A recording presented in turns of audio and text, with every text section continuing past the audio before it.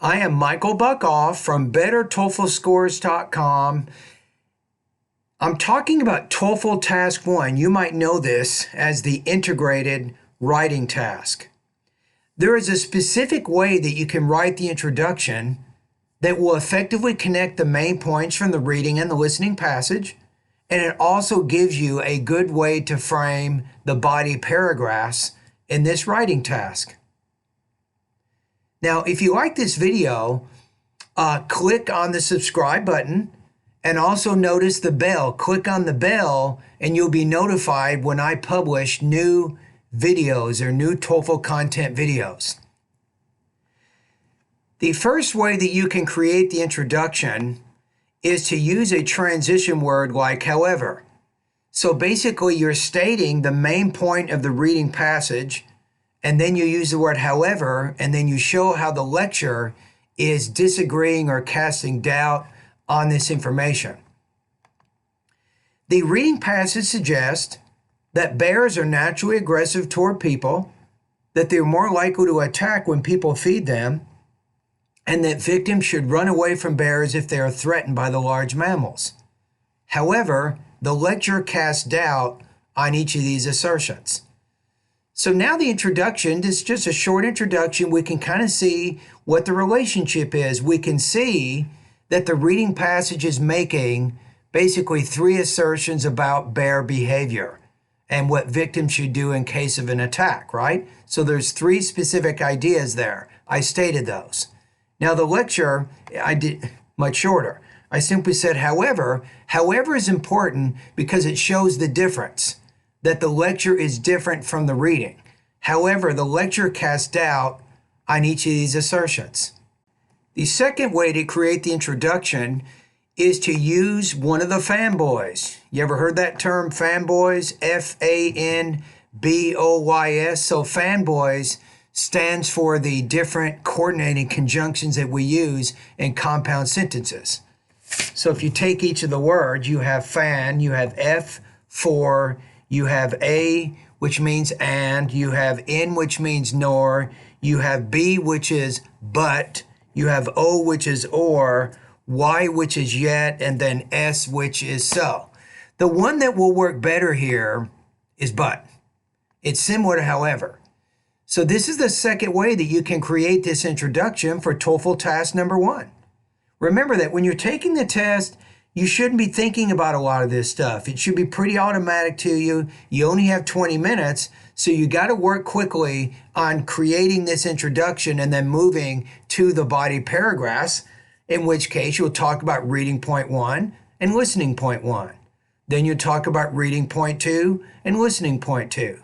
Then you talk about reading point 3 and listening point 3. So this one says, the reading passage suggests that bears are naturally aggressive toward people, that they are more likely to attack when people feed them, and that victims should run away from bears if they are threatened by the large mammals.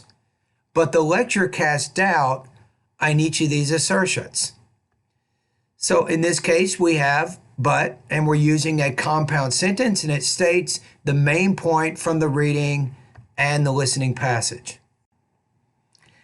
And here is the third example. This is the one that you should not use. I've seen this with many of my online TOEFL course students. They'll start off something like this. They might say whereas or although or even though. They might say whereas the reading or while.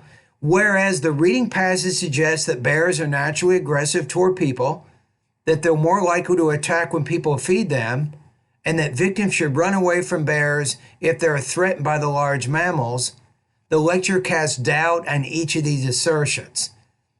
Why is it that this type of structure, this is what we call a complex sentence, why does this not work as well as the other two? Is that your question? Because I've already talked about you can use two separate sentences and then use however to connect the two together, or you can use but in a compound sentence to connect the two ideas together. So in this case, when you're using whereas, this is called a subordinating conjunction. It introduces here what's called a support point. However, your purpose when you're doing the integrated writing is not to put the reading below the listening or the listening passage below the reading. They should have an equal relationship. They should both be stated as main points. So this is why whereas does not work very well at all. Now, if you have more questions about what kinds of words are coordinators and which kinds of words are transition words and which kind of words are subordinating conjunctions, you can go over to bettertoeflscores.com and you can check out my blog post. It's called TOEFL Connecting Words. You can probably find it even using Google. Let me make a quick recap of what we talked about in this video. Remember that making the introduction as clear and as organized as possible increases your likelihood of getting a higher score on this section of the TOEFL exam.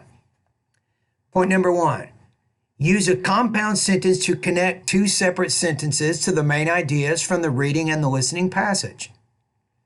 Number 2, you can use a transition word to connect the reading and the listening passage as main points. Number 3, use simple present tense verbs. If you go back and look at each introduction, as I talk about the reading and the listening passage, I'm using simple present tense verbs. Include voice markers to acknowledge the author from the reading passage and the speaker from the lecture. That's why I said the reading passage explains and the speaker in the lecture asserts.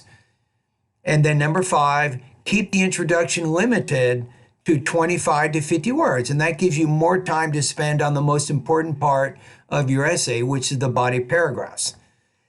So I hope that you've liked this video. Remember that subscribe if you want more TOEFL content exactly like this. I have over 6,000 videos here at YouTube, all designed to help you improve your academic English language abilities so you can score higher on the TOEFL exam.